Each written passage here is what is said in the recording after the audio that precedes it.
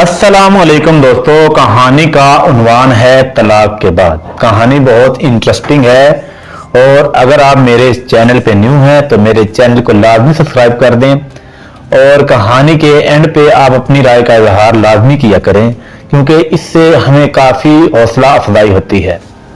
जिस रोज मेरी डोली ससुराल के घर के सेन में उतरी, मेरी उम्र 18 साल 4.5 महीने थी। वालिदैन ने मुझे FA से आगे पढ़ने ना दिया क्योंकि मेरी मंगनी हो चुकी थी और लड़के वाले शादी जल्दी करना चाहते थे। पढ़ने का शौक मार दिया गया और मैं कॉलेज से निकलकर ससुराल के घर आ गई। मेरा ससुराल और मेका मतवस्त दर्जे के घराने थे। खामद ने मुझे दिल से कबूल कर लिया था। अज़वाजी जिंदगी अच्छी गुजरने लगी। पूरा 1 साल हंसते खेलते गुजर गया। सास माओं की तरह, नंदे सगी बहनों की तरह प्यार करती थी। घर का कोई काम नहीं करने देती थी। दिन के वक्त देवर के बगैर रहने नहीं देती थी और चाहती थी कि दुल्हन बनी रहूं। मेरा दूल्हा उनका अकलौता लड़का था, इसलिए वो मुझे इसकी लाडली दुल्हन समझते थे।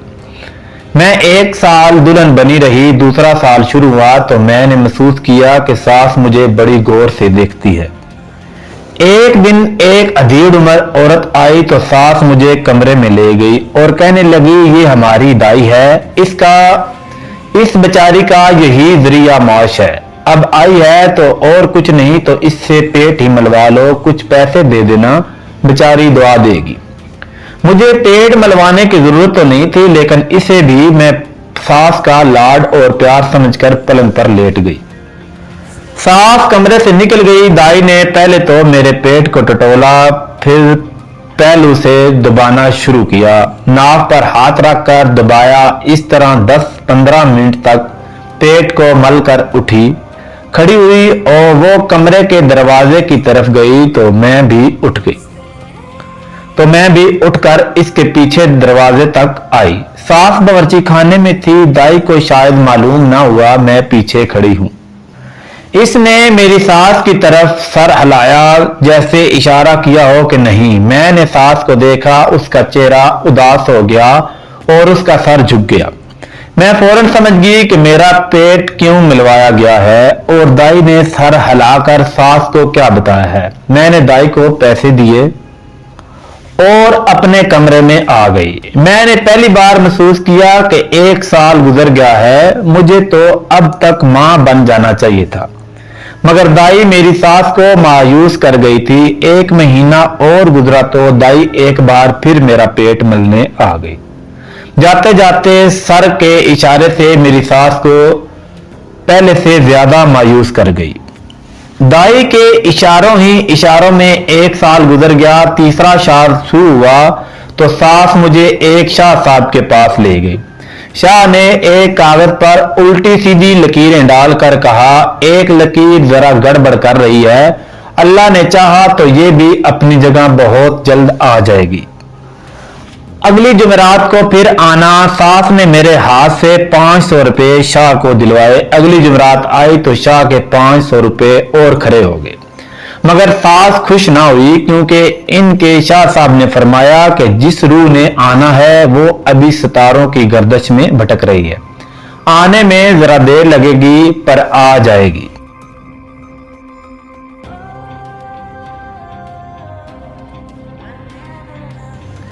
दो महीने बाद गली में आवाज आई, फाल रमल दलील। सास दौड़कर बाहर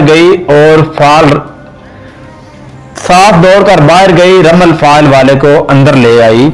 महलों में रहने वालों को मालूम होगा कि किस्मत का हाल बताने वाले ऐसे वक्त गलियों में आकर रमल फाइल दलील की सदा लगाते हैं। जब घरों के मर्द अपने काम काज पर निकल जाते हैं, घरों में औरतें होती हैं, ये इनकी ज़हनी मजबूरियों और नफ्सियात को अच्छी तरह समझते हैं और औरतों से ऐसी उस्तादी से बात करते हैं जो बिल्कुल सच मालूम होती है। सास भी इन्हीं औरतों में से थी। सास ने मेरा हाथ ज्योतिषी के हाथ में देकर कहा, बाबा जी इसकी गोद कब भरी होगी। ज्योतिषी ने मेरे हाथ की लकीरें देखी, फिर एक किताब खोलकर मुझसे कहा, इन खानों में से एक खाने पर दाएं हाथ की शहादत उंगली रखो। मैंने एक खाने पर उंगली रख दी। खाने पर एक जल परी की तस्वीर बनी हुई।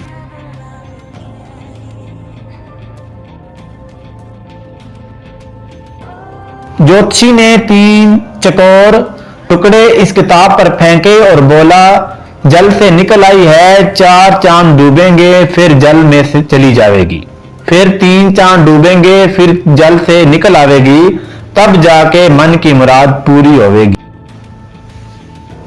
चिंता ना कर बीबी, ठंडे दूध को फूंके ना मार। जल परी जल में रहती है, ये बड़ी भागवान है, जल थल कर देगी। जल थल कर देगी। 125 रुपया बाबे की थैली पर रख, बाबा कुछ और बताएगा। बाबे के मन में कभी कभी मौज आती है। ज्योतिषी मन की मौज में 500 लेकर चलता बना, मगर बातें ऐसी बता गया कि सास और नंदों की बाछें खुल गईं। फिर 4 चांद डूब गए, फिर 3 चांद और डूब गए। जल परी नहीं जल थल तो ना किया, बल्कि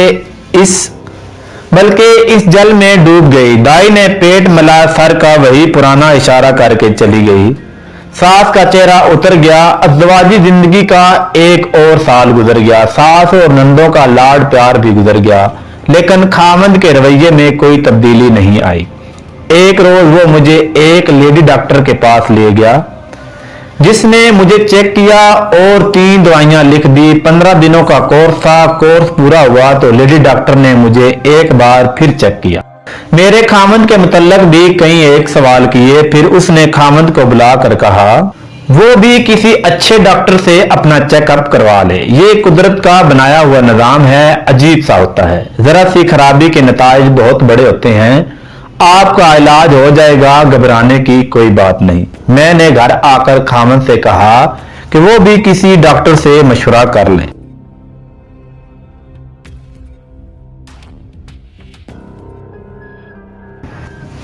मगर वो इस तरह भड़क उठा जैसे मैंने उसकी मर्दानगी पर कोई बड़ी ही तौहीन आमेज तोहमत लगा दी हो।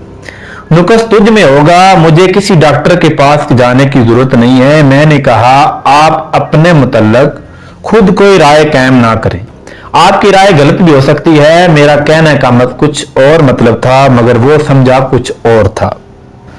उसकी आंखें ठहर गई, चेहरा दर्द हो गया। मैंने अपनी शादीशुदा सहेलियों को अपने खामद के मुतल्लक ये बात बताई तो उन्होंने कहा, मर्द को मां बहन की गाली दे दो तो वो बर्दाश्त कर लेता है, लेकिन ये मशवरा कभी बर्दाश्त नहीं करता कि किसी डॉक्टर से चेकअप करवाए। उन्होंने बताया कि मर्द की नजर में हर नुक्स औरत में होता है, अपने आप को घोड़े जैसा समझता है। मैंने देखा मेरे खामद का मूड खराब रहने लगा था। इसके साथ ही सास और नंदों का सलूक भी बदल गया। खामद और सास के कहने पर ससुर मुझे एक बार फिर शहर की 2 मशहूर लेडीज के पास लेकर गया।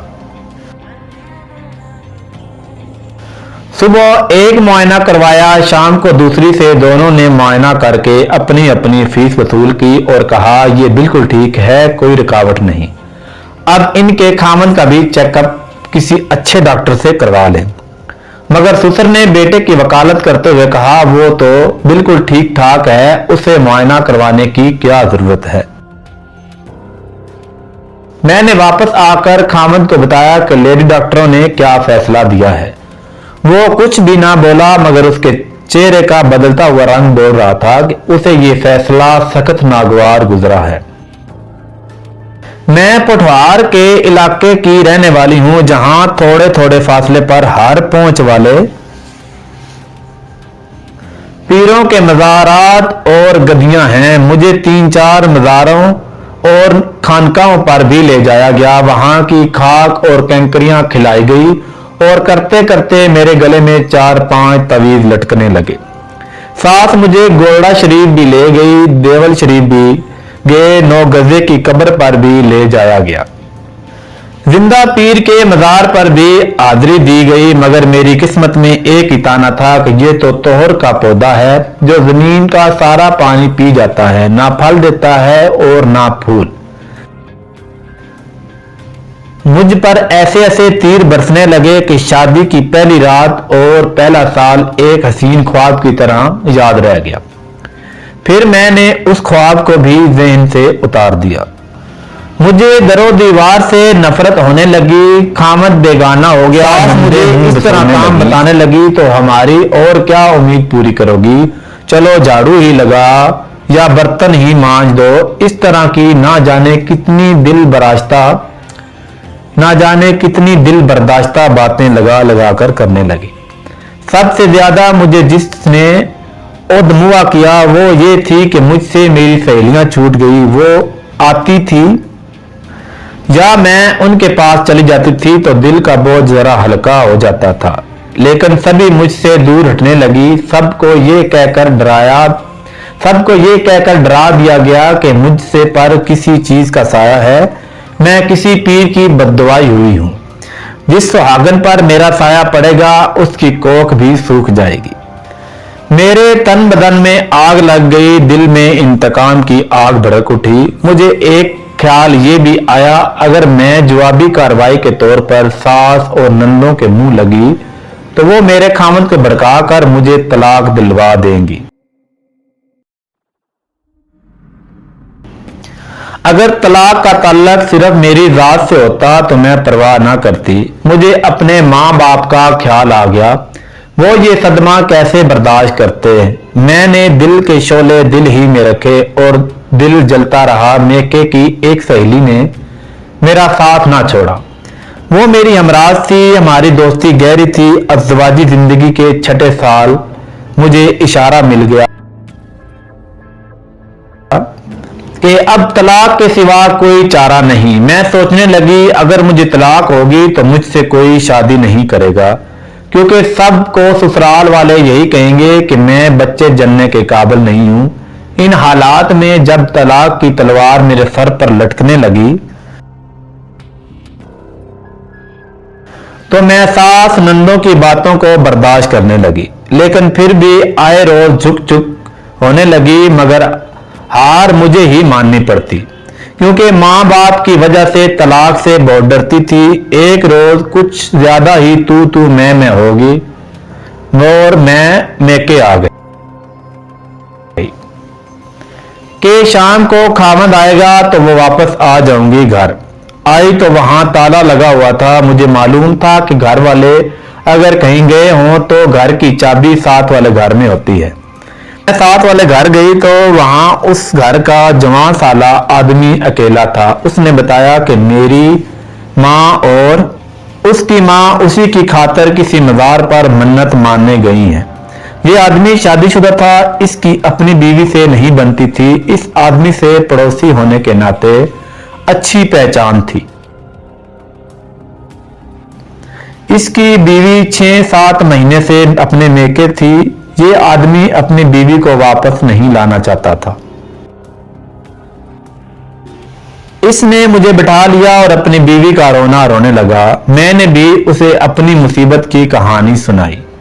मैंने उसे बताया कि मैं तलाक से बहुत डरती हूँ, क्योंकि इससे मेरे माँ बाप को बहुत सदमा पहुंचेगा। कहीं खुदा मुझे एक बच्चा दे दे तो सारा झगड़ा खत्म। इस मसले पर बातें करते करते ये आदमी कुछ ज्यादा बेतकल्लफी पर उतर आया। अचानक मेरे इंतकाम और बगावत का शोला उठा। मैंने दिल में सोचा मुझे एक बच्चा चाहिए। मेरे खामद को कैसे पता चलेगा कि ये बच्चा इसका नहीं। मेरे कदम डगमगाने लगे। मेरी जज्बाती हालात मेरे काबू से बाहर होगी। ऐन उसी वक्त इस आदमी ने मेरा हाथ अपने हाथों में लेकर कहा, तुम्हें बच्चा मिल जाएगा, तुम्हें मेरा साथ देना होगा। मैंने उसकी तरफ देखा, हमारी नजरें टकराई। मैंने उसकी मुस्कुराती आंखों से मैं बच्चे की झलक देखी। मैंने अपना हाथ उससे ना छुड़वाया। वो उठा और उसने कमरे का दरवाजा बंद कर दिया। तो दोस्तों, मजीद स्टोरी सुनने के लिए आप मेरे चैनल को सब्सक्राइब कर दें और कमेंट बॉक्स में अपनी राय का इजहार लाजमी करें।